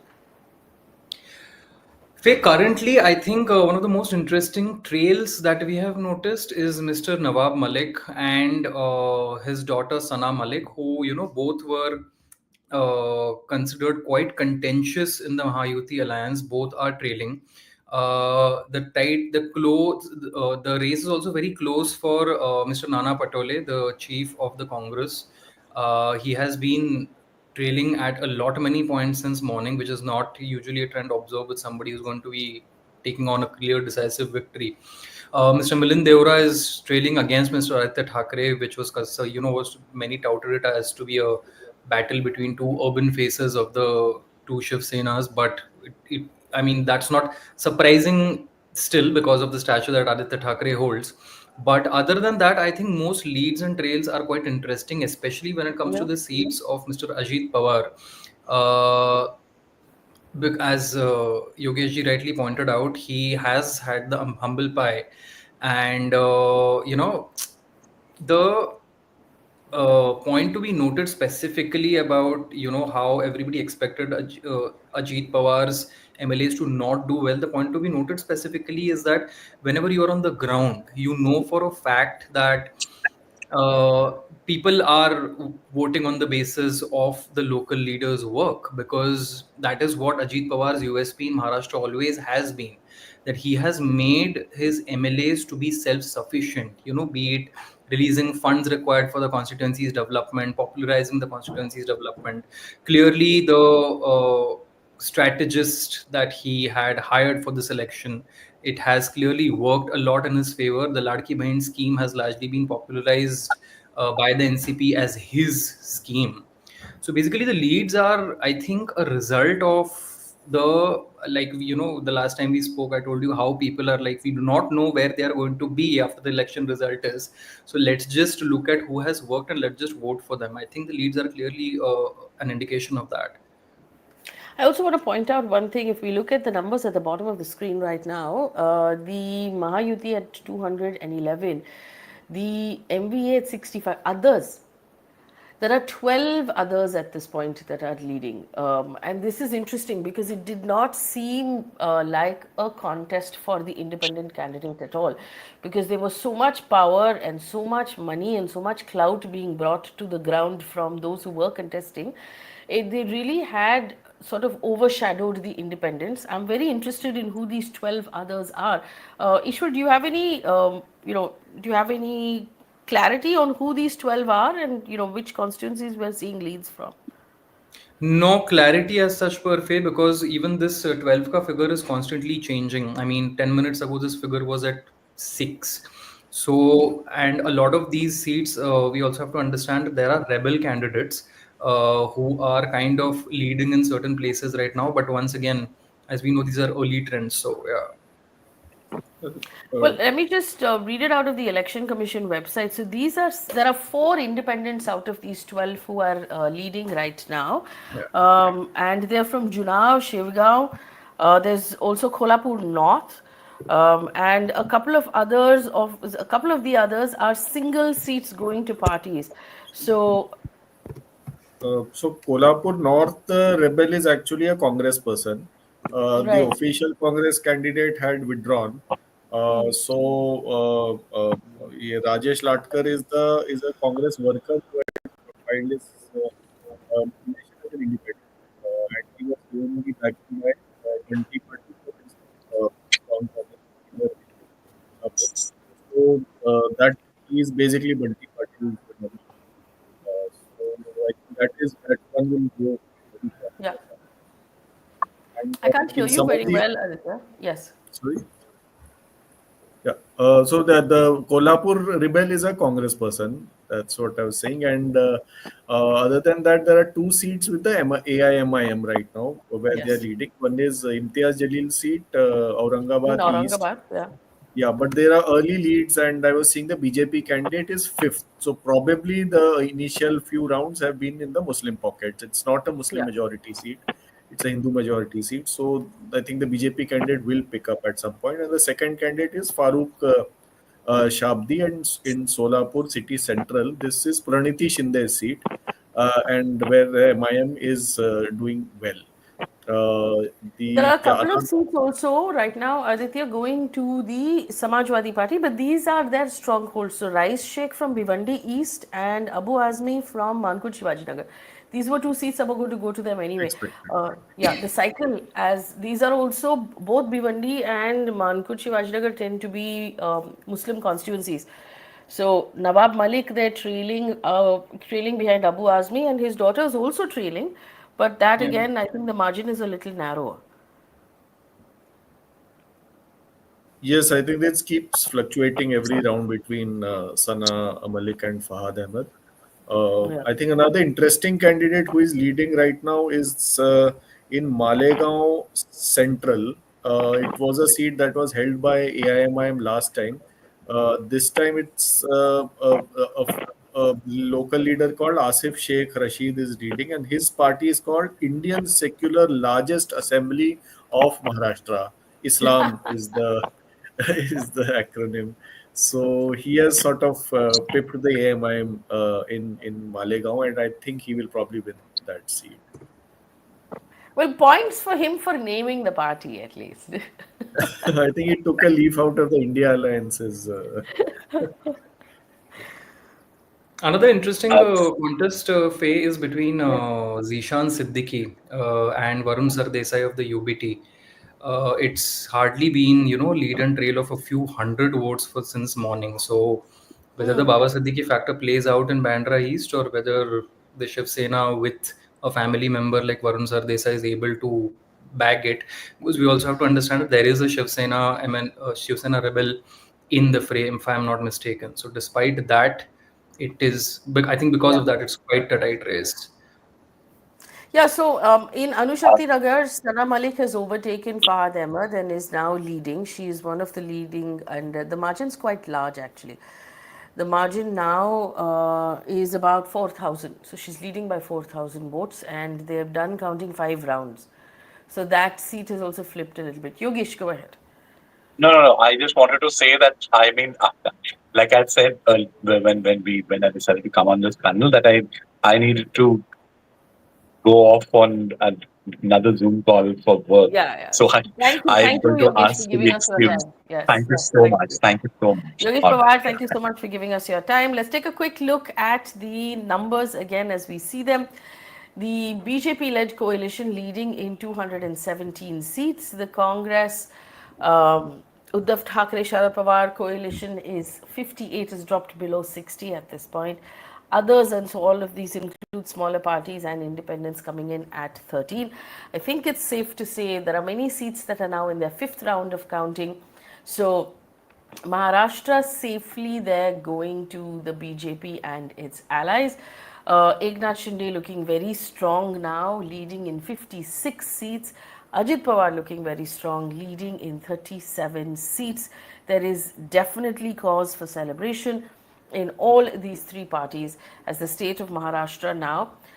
Several things that we're reading out of this, not only that the BJP has won, but also the BJP has won so strongly. So I'm just going to ask my producer Ira to scroll a little bit on that election commission website, and you'll see the level of orange that we're looking at on that map. That is the telling bit. So that's a combination of the BJP and Eknath Shinde's Shiv Sena. Massive, massive change there. Maharashtra voting clearly for the BJP. Aditya? Yeah, in fact, if you see that map, one would notice how strongly BJP has dominated Vidarbha and northern Oh, Maharashtra. Yeah. Entire eastern part being Vidarbha, it's entirely orange, and Vidarbha, they have done it entirely on their own might, and the Eknath Shinde Sena and the except for a few pockets in Gadchiroli and Gondia, the NCP also doesn't have any presence in Vidarbha. So BJP has really won Vidarbha on its own might. It is also Devendra Fadnavis's region. He hails from there. So he has really ensured that the party does well in his home ground. And I feel, if my calculation isn't wrong, the BJP has already, the NDA has already crossed a two-third majority, and they are Yeah. yeah. now towards a three-fourth majority in Maharashtra. It was absolutely unexpected. I don't think A even we would three-fourth have majority. expected Yeah, yeah. such a majority. I don't think, yeah, that's true. I don't think the BJP or, the Mahayuti together would have expected to do so well, even if they expected to do well. But I'm just wondering, we keep saying that the Congress will have to go do their introspection, from the strong point that they had coming out of the national elections to getting only 60 seats as a coalition out of the state election, where is that the introspection going to have to start from? They're going to have to reconsider their position in the state. And they've now reached a point where it's safe to say that the opposition is not strong enough to make a dent in the assembly, to raise questions in the assembly, to do anything in the assembly. This is perhaps this is a really weak. The Uddhav. Okay, so there's a breaking headline coming in out of India today that says the Uddhav Sena is saying that there's foul play. How can all Sena MLAs not win? So there's some, I mean, is this something we want to take seriously? Because they're saying there's something wrong with the numbers. This is not what we had expected to see. They'll have to establish why they are saying Yeah. that, because even in Haryana, the Congress did make claims, but they weren't able to establish, and there was a clear reason why Congress lost certain seats due to rebels and everything. So, if the Uddhav Sena believes that there has been foul play, they'll have to establish it and show where either it's a EVM malfunctioning or there has been some kind of malpractice at the booth level, or the counting, there's been some error at that level. So if it's none of these, then it's just an allegation in the air. Yeah, yeah. So according to India Today, BJP now leading in 124 seats. According to the Election Commission, which is what we see on our screen, the BJP is leading in 118 seats. These numbers are massive. These numbers will, put the BJP safely in the driving seat. There is no question now about any of the things we were asking about before these numbers came in. The people of Maharashtra have spoken very clearly. Let's just pop up the Jharkhand numbers right now. Jharkhand is also, I mean, it's still seeming fairly close. On the India Today website, it shows the India bloc leading with 50 seats and NDA is at 29. We're just going to put that up on your screen right now. Aditya, can you look at Jharkhand for me? Tell me what you think. So in the India Today website, the Mahagathbandhan of Congress, JMM and RJD and the left is leading in 50 seats, and the NDA in 29, which is basically the BJP, Janata Dal United, and All Jharkhand Students Union. So I think it's a very clear win for Hemant Soren. I think it's a personalized campaign that Hemant Soren and, to her credit, Kalpana Soren ran in the state. At least two exit polls which gave gender-wise breakup showed that the ruling alliance is doing much better among women voters as compared to men. So there is a Kalpana Soren factor that has happened, and if I'm sure if they run a few cross tabulation, they'll probably realize that among tribal women the lead is even higher.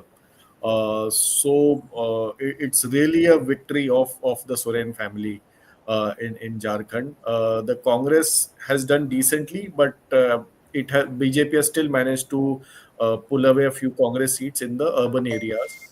But it's entirely the JMM's tribal pockets where the election. Yeah, so in fact, if we look at Yeah. the Election Commission, what we are looking at on our screen right now, it's showing 50 leads for the India bloc, for that Gathbandhan led by JMM and Congress. Yeah. So it does seem at this point that that swing has gone in the favor of the India bloc. Yes, I mean, we have 32 for JMM, 12 Congress, RJD, and then CPIML. So yeah, it's above 50 right now. And it's So and it's 57. unprecedented. Jharkhand doesn't re-elect incumbent governments. So it's a pro-incumbency wave in both states, interestingly. Ishwar, you were saying something. Go ahead. Yeah, I mean, coming back to Maharashtra a little, because we were talking about the reasons, and the very most interesting point that Aditya pointed out was the sweep in Vidarbha and Marathwada.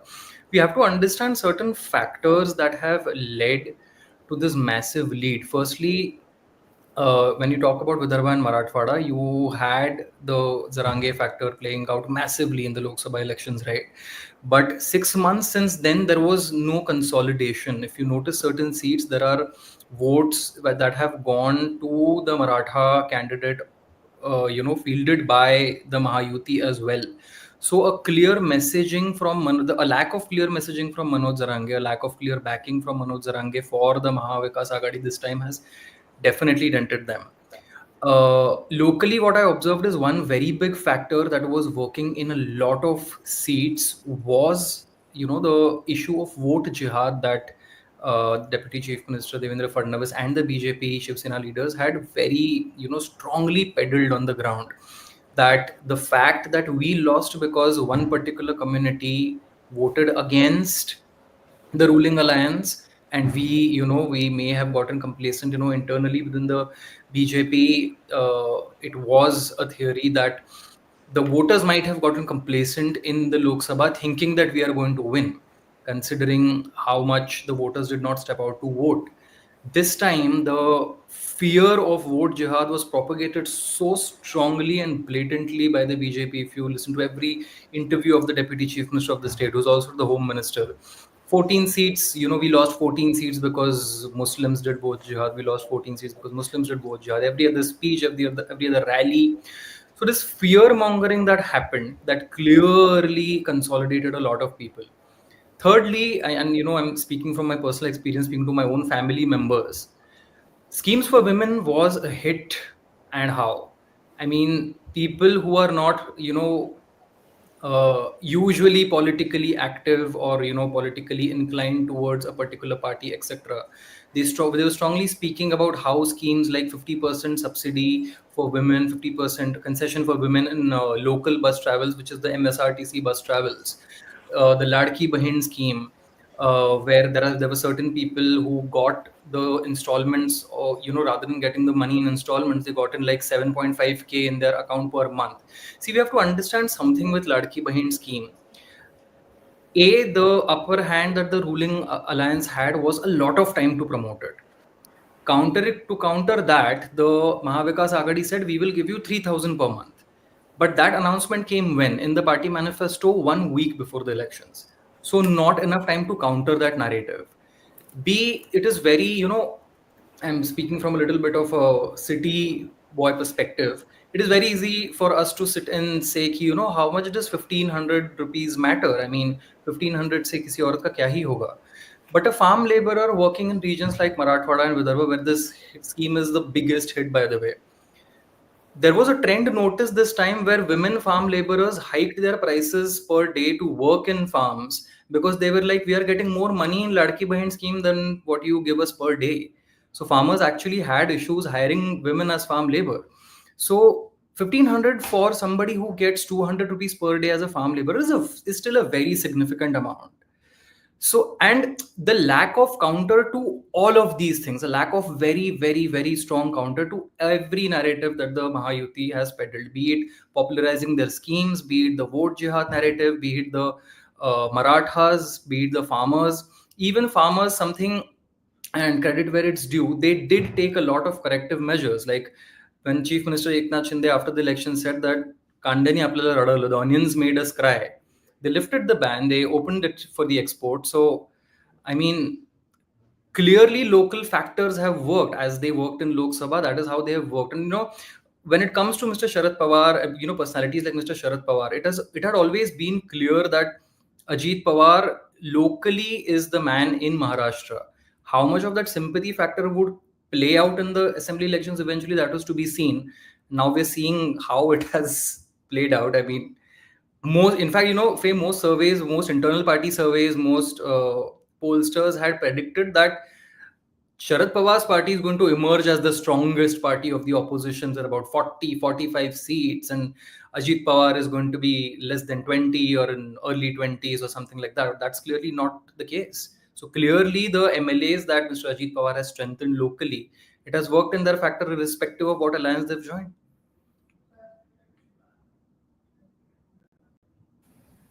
You're Faye, on you're on mute. mute. The only Okay. number that's changing right now, Aditya and Ishwar, is on the Election Commission website.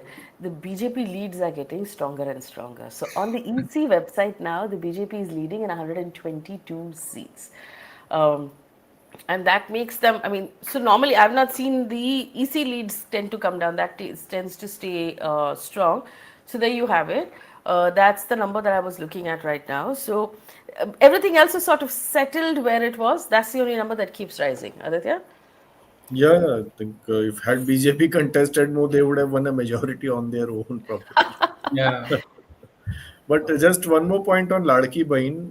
Yes. It wasn't just 1,500. They came as arrears and they got most people got 7,500 7,500. in Yeah. one go. So 7,500 being delivered in people's bank accounts just before elections is a very big sop to give. And How the very strong the very strong fear that they mongered about Ladki Bahin was the fact that, and this was blatant even in the BJP official advertisements, that the moment the opposition wins, Ladki Bahin money is going to stop. So no matter the MVA promised twice of Ladki Bahin, it did not stick at all.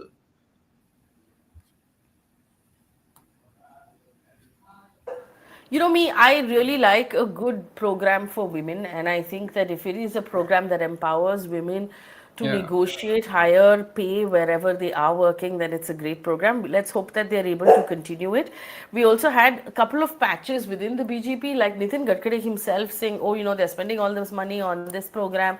There's nothing left to actually, work on the rest of the stuff that we need to work on. But obviously, very clearly, this is a program that worked for them. The other big takeaway for me, both in Jharkhand and in Maharashtra, is that women, like we have seen in the last few elections, are tilting the scale. So the woman voter has now become a really important aspect of elections across the board, whether we're talking about state governments or we're talking about central government. The Indian woman voter is no longer expected to vote based on what her husband or the rest of the family is telling her to do. They have a mind of their own. They're responding to particular policies. They're responding to decisions that are being made in their favor. This, for me, is a massive thing. It means more and more, hopefully, politicians will have their eye on women, empowerment, not just during elections, but throughout the entire term. Aditya? Yeah, absolutely. But one pattern one has noticed is that except for Karnataka in last year, in all the other elections, women voters have tilted the scales in favor of the incumbent. So be it Nitish Kumar in Bihar or Kejriwal in Delhi, Mamata Banerjee in West Bengal, during his heydays, Naveen Patnaik in Odisha, women voters have backed the incumbent because the incumbent has these particular incumbents have tailored certain policies and schemes towards women, which and that way women voters are in that sense much more rational and voting for tangible things rather than emotive issues like what many male voters probably end up voting for. And in this election also, we have women voters sticking with JMM in Jharkhand and with the BJP-led alliance in Maharashtra. So we've had the Shiv Sena send out Sanjay Raut to make a statement. May not have been the most, may have been slightly ill-advised actually, because Sanjay Raut tends to not be a very measured person. He said two things. He said something is wrong with these results. We're not expecting this. And then he also said they're winning based on Adani's help. I think what's happening now is that the gap is so wide that you're just a sore loser at this point. Scrambling for reasons. Yeah, if it was a gap of a couple of close seats, and then there would have been some argument, maybe someone would have looked into it. But at this point, I don't think saying anything other than gracefully conceding makes any sense. So I don't think that was very well advised on the Shiv Sena's point, at least as to where they're coming from. Just looking at the numbers, as per India Today, in Jharkhand, the Hemant Soren Congress RJD alliance is leading in 50 seats, the NDA in 29. So it does look like if those numbers solidify the way they are right now, Hemant Soren will come back as chief minister. In Maharashtra, the Mahayuti is at 218, and the opposition, let's call them that now, is at 58 and well past halfway. BJP there taking the lion's chunk of it. How much of you know, ability will the two allies, which is the Ajit Pawar, Eknath Shinde parties, how much will they be able to ask for in terms of government formation, ministries, things like that? I think they'll have much less leverage than what they had in the previous tenure, because with BJP having such overwhelming numbers in its own favor Yeah. with it, and the second, I mean, thing also is that those two parties don't have the great coordination between themselves. So it's not like Uddhav Thackeray and Sharad Pawar in the other alliance. It's not as if they can do collective bargaining there. Each of them Mm. is there because of their equation with the BJP. So BJP does hold all the cards as of now. And Devendra Faye, if you look Fadnavis at will have the only one regret today, and that regret will be that he did not contest more seats. Because if he did, they were pretty close to, they were 20 short of forming a government completely on their own yeah. without anybody's help, without having to listen to anybody do choo choo. You'd have been like, oh God, I should have just like gone for it. Go ahead, Ishwar. But Faye, that is all. That is exactly what I was coming to. But that is also Mr. Shinde's dream, right? Because now there is no chance that the BJP, both Ajit Pawar and Shinde, have the numbers to help the BJP cross the halfway mark. But there is no chance that they're only going to go with the NCP, right? Because their alliance is anyway being questioned internally, the BJP and NCP alliance. But they definitely need an Eknath Shinde for forming the government right now. So, and with whatever we have observed about the Chief Minister of Maharashtra for the past 2.5 years, he's not a man you easily can, Dismiss. write off. And he has earned whatever he has on his own. He has proved that his party is the real Shiv Sena. He has proved that he has take claim to Bal Thakaray's legacy, both in Lok Sabha and this time as well. Even in Lok Sabha, his strike rate was marginally better than SSUBT.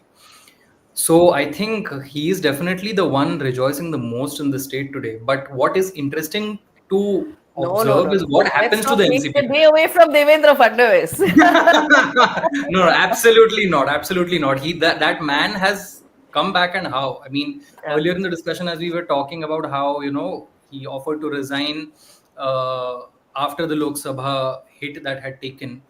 It really speaks a lot to recover from that within 6 months and drive narratives, popularize your schemes, make sure our allies also win. What's interesting is to see is what the way Aditya spoke about Congress and the Shiv Sena not getting along in the Mahavikas Aghadi. It is going to be interesting to see what happens to Mr. Ajit Pawar and his party, because if you look purely at the numbers, the Oh, so Mahayuti you seat is think not. there is do you think there's an outside chance that the BJP will do away with Ajit Pawar and his party? That's a fair number of like 35 seats. That's not small. They won't do away, but they also necessarily don't need them. So what is going to affect is the bargaining power, as Aditya said, because But also now, let's not underestimate Ajit Pawar, who is a very yeah, shrewd absolutely. politician and knows how to get his way. And see, Ajit Pawar is not going to want the whole pie. Yeah.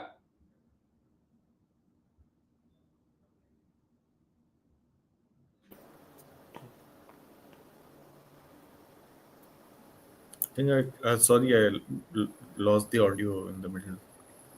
No, no. So basically, I don't believe that Ajit Pawar can be dismissed with his 35 seats or even Yeah. undermined because he's a very shrewd politician. And in previous alliances, also, he's always been very clear about just wanting those slices that are relevant to him, the Yeah. ministries that are relevant to him. So, how do you think that's going to play out? And I also want to point out one more thing before I bring in Aditya. I think what has happened in that split, right, between Eknath Shinde and Uddhav Thackeray, Eknath Shinde has managed, and this is a massive thing, to hold on to the Hindutva narrative Yeah. and to sort of own that legacy away from Uddhav Thackeray. He used Balasaheb Thackeray's photographs, he used the Hindutva narrative, he owned it, and he took it away from Uddhav Thackeray, from the family itself, and that I think is a massive thing. But on the other side, even though Ajit Pawar might have strengthened his local leaders, I don't think he managed to take the legacy away from Pawar Senior that much. Absolutely So not. I think that Eknath Shinde's victory here has been quite considerable. Aditya? Yeah. Absolutely, he's.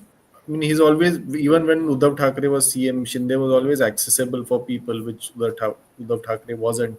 and even now he's gone the extra mile. He's allocated resources just to win over people and gain popularity. Uh, but I think what has also happened is that during the course of the campaign, the Hindutva mantle was taken over by Mr. Fadnavis.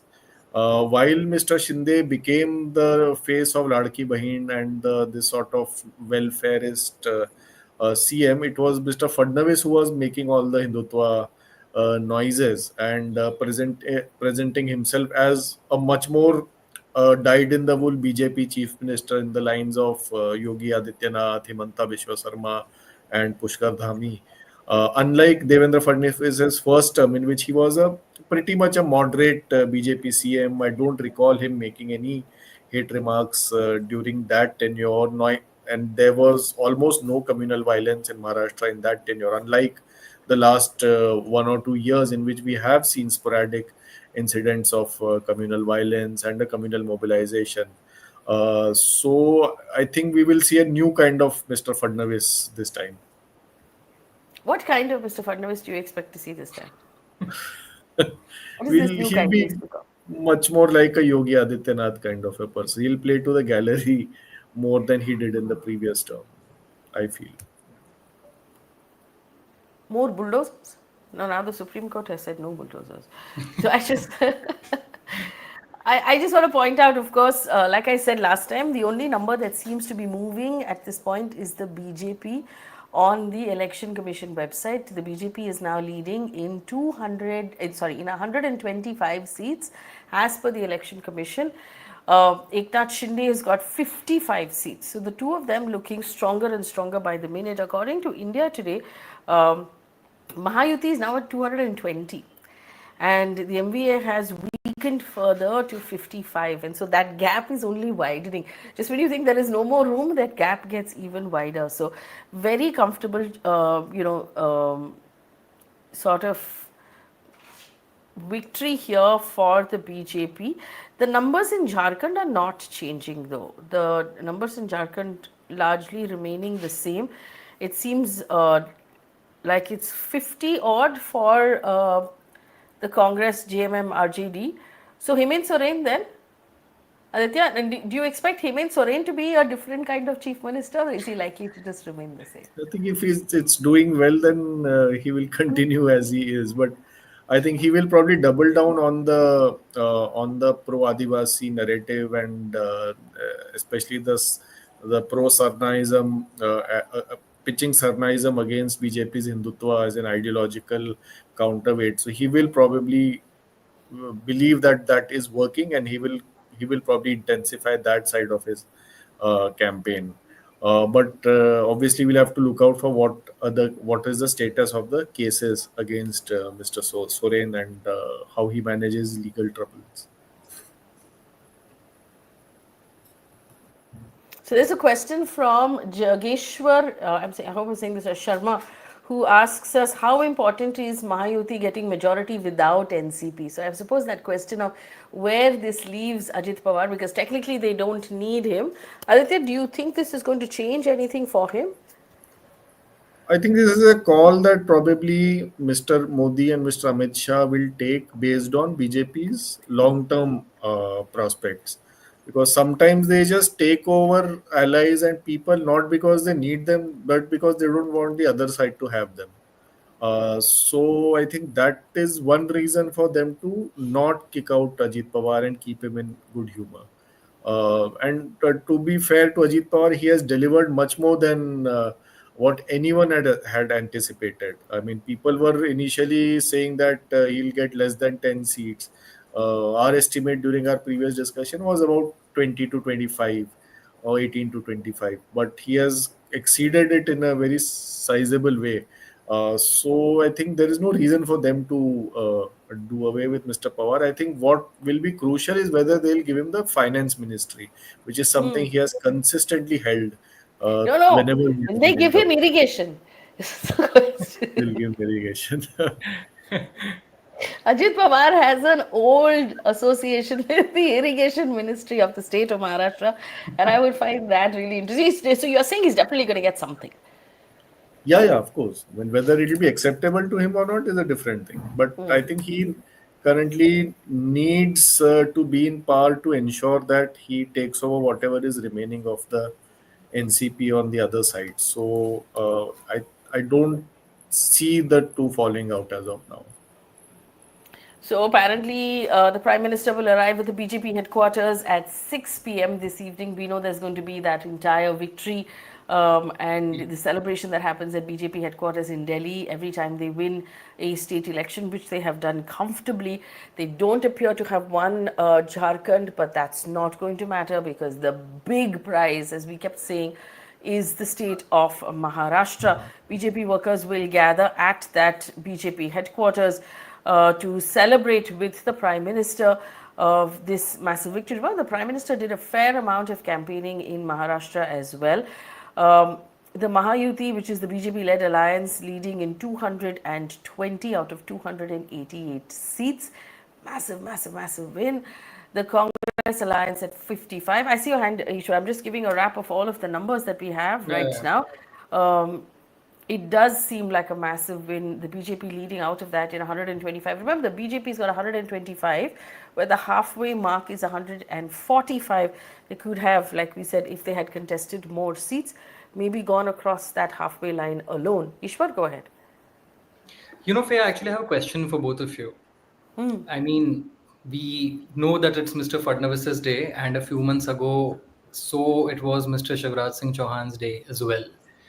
We have seen what happens to very popular chief ministers who are in power and do excessively well in the assembly elections for the previous few state elections. Do you guys think that is what is going to happen to Mr. Fadnavis, or does he have more bargaining chips compared to Mr. Shivraj Singh Chauhan or any other chief minister that was there to stay where he wants to stay? So this is my take, right? I believe that Devendra Fadnavis has spent enough time in the cold already.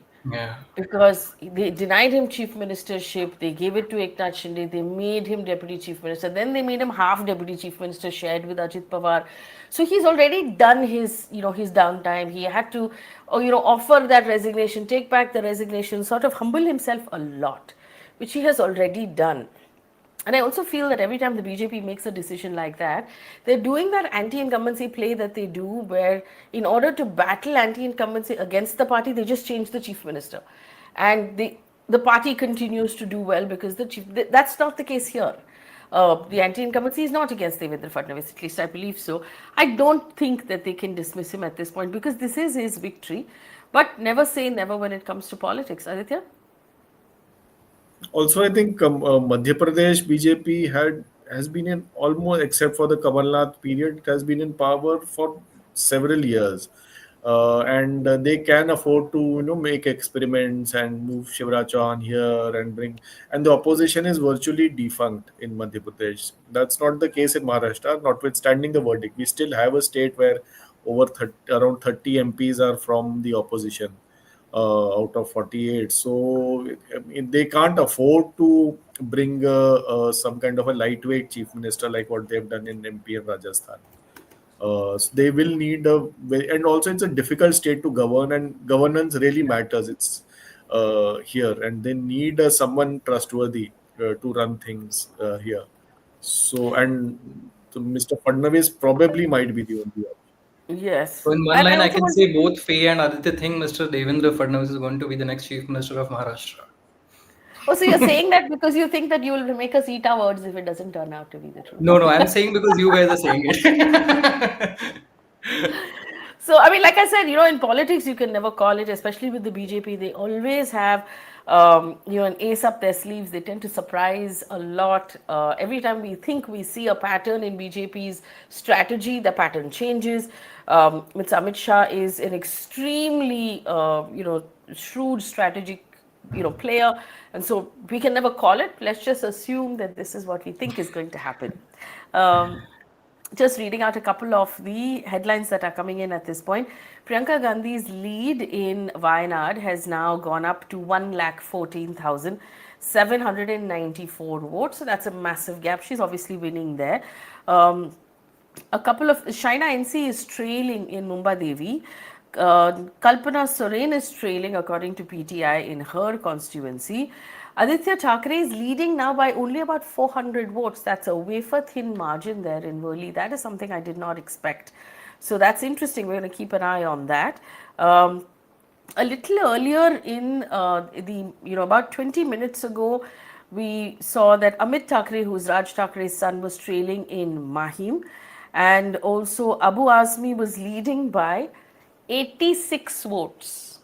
Now that's a wafer if there ever was one, in Mankud Shivajinagar, and that might. But also he's not. The wafer is not thin with Nawab Malik, who is coming in at number 4. So there are still some. Mostly, I think at this point, Aditya, this election is safe to call for the BJP and its allies in Maharashtra, for Hemant Soren and his allies in Jharkhand. Absolutely. I think it's just 11, and we have, unlike Haryana and many other elections, we have a very clear picture right now. So it will be a relatively easier day for us, unlike the last Maharashtra election, which I think stretched way beyond a month or two. I remember Ishwar wanting to take leave and not being able to for a good 2 months, being our in-house Maharashtra persons. There are several leaves I have cancelled because of Maharashtra. One was in 2019 and another was last year when Mr. Ajit Pawar just decided to go away. So yeah, hopefully I mean, each one will Maharashtra get made leave me. now. And hopefully. hopefully. 2019 Leave was application is decisive. happening live on air at this point. 2019 was decisive as well. It was Mr. Uddhav Thackeray who made sure it isn't. So. Yeah. All right. So we're going to leave it here for now. Gentlemen, thank you so much for joining us. For our audience, remember, check out the Quint coverage. They're doing an excellent job. You can look at them on their website and on their YouTube page. Subscribe, support a journalist that you like. Like, share, subscribe to my YouTube page as well. It's a good way to support my team and I. We're going to bring you updates and we're going to keep an eye on everything that is moving. But right now, it seems like things are settling down. Big celebrations, the visuals that you'll see right now, big celebrations from the BJP office. Mr. Shinde's had a good day. Mr. Ajit Pawar has had a good day. And of course, Mr. Hemant Soren has had a very good day. Leaving you there. Thank you for watching.